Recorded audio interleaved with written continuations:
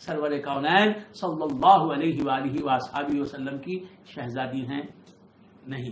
حضرت فاطمۃ الزہرا رضی اللہ تعالی عنہا بھی حضور انور صلی اللہ علیہ وآلہ وآلہ وسلم کی شہزادی ہیں، اور اس شہزادی کے علاوہ حضور کی اور 3 شہزادیاں ہیں.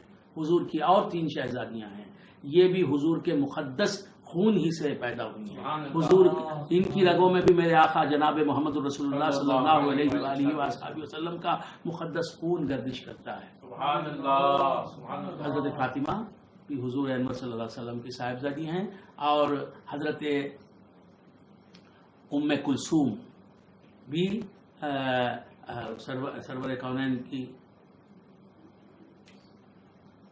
صاحبزادی ہیں.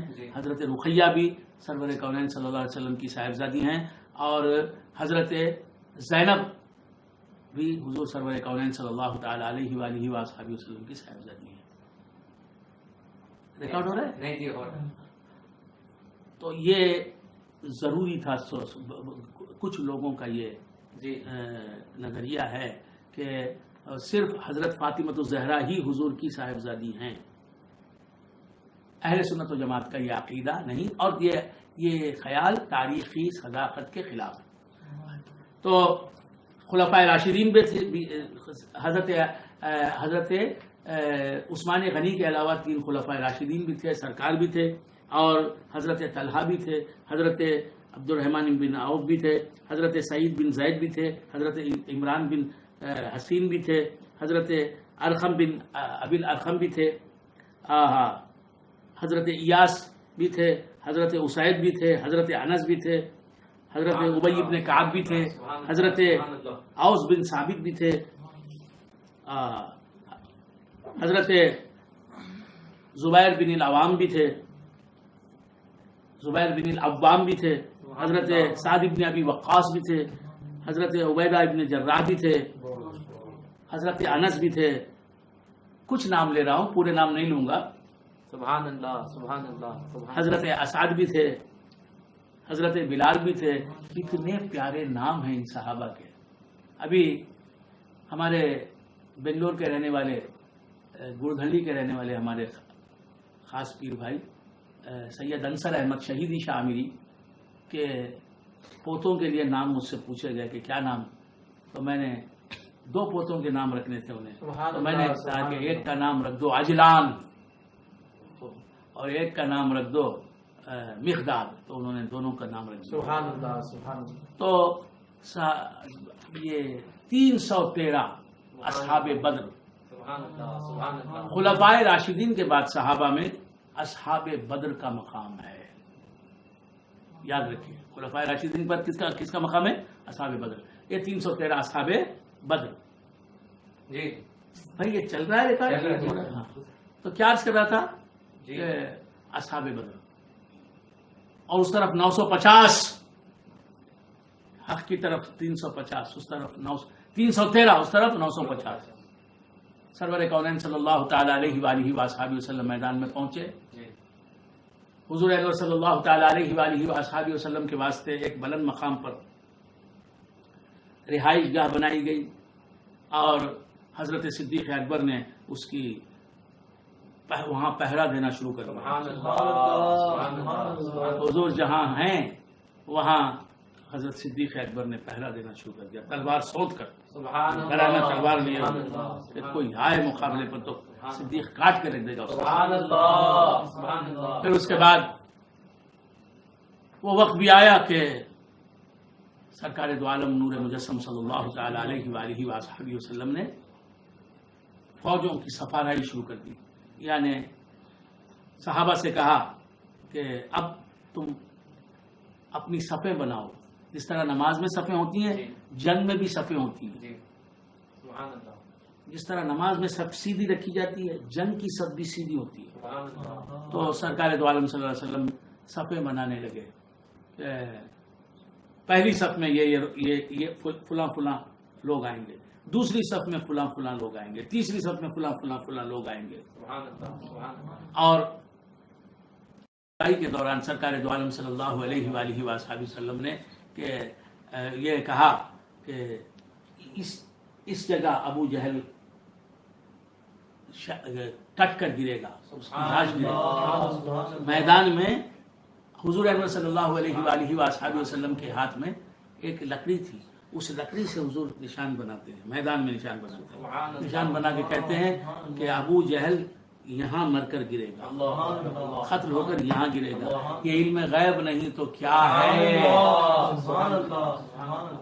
جنگ ابھی شروع نہیں ہوئی، حضور بتا رہے کہ یہاں ابو جہل گرے گا، فلاں یہاں گرے گا، فلاں یہاں گرے گا، فلاں یہاں کٹ کے کافر گرے گا، اس کی لاش یہاں گرے گی۔ صحابہ کو ذرا بھی شک نہیں، یہ ہے صحابہ والی زندگی۔ وہ صحابہ کا ایمان کیا تھا؟ محمد الرسول اللہ عالم غیب ہیں۔ عالم الغیب نہیں کہنا چاہیے حضور کو، عالم غیب۔ حضور غیب داں ہیں، آپ کو بہت بہت بہت علوم غیب اللہ تبارک و تعالیٰ نے اپنے کرم سے عطا فرمائے ہیں، آپ کو علم غیب عطائی حاصل ہے۔ بس ان میں تو سرکار نے بتایا، پھر سرکار دو عالم صلی اللہ علیہ وسلم نے صفیں درست کی۔ اب صحابہ صف در صف کھڑے ہو گئے، 313 صحابہ۔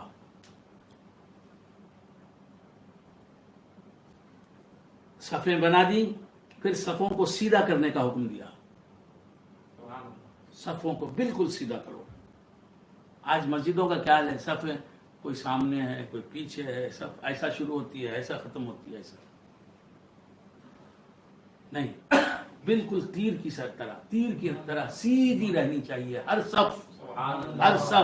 یاد رکھیں، معلوم امام تو کہتا سو صفوفکم، تم اپنی صفوں کو سیدھی رکھو، لیکن کہاں رکھتے نہیں رکھتے، تو صف سیدھی رہنی چاہیے۔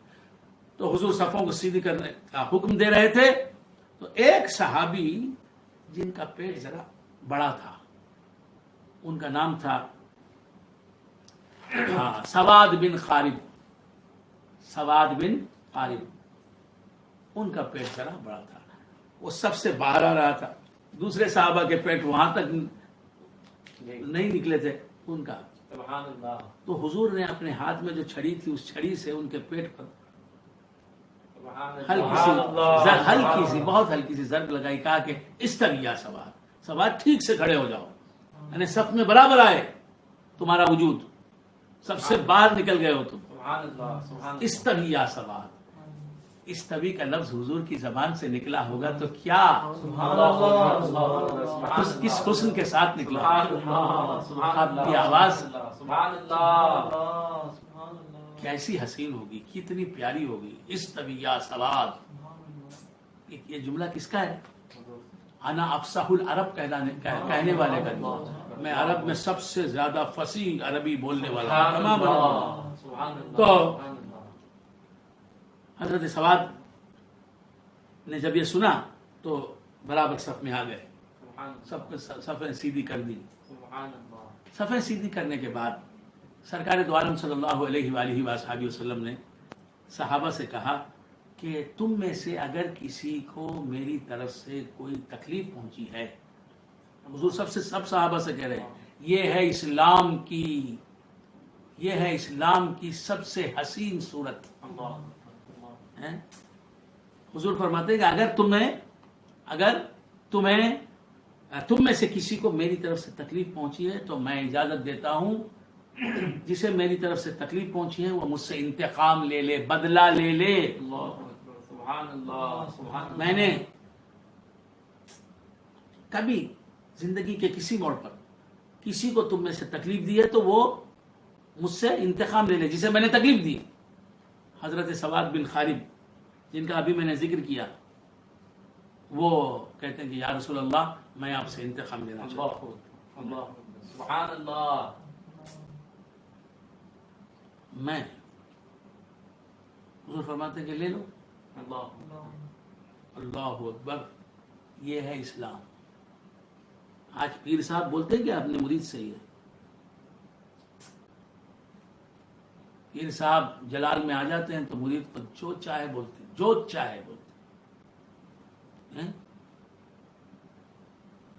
آج کوئی مالک، آج کوئی مالدار اپنے نوکر سے کہتا ہے، آج کوئی مولوی اپنے شاگرد سے کہتا ہے. ہاں تو عرض کر رہا تھا یہ ہیں اخلاق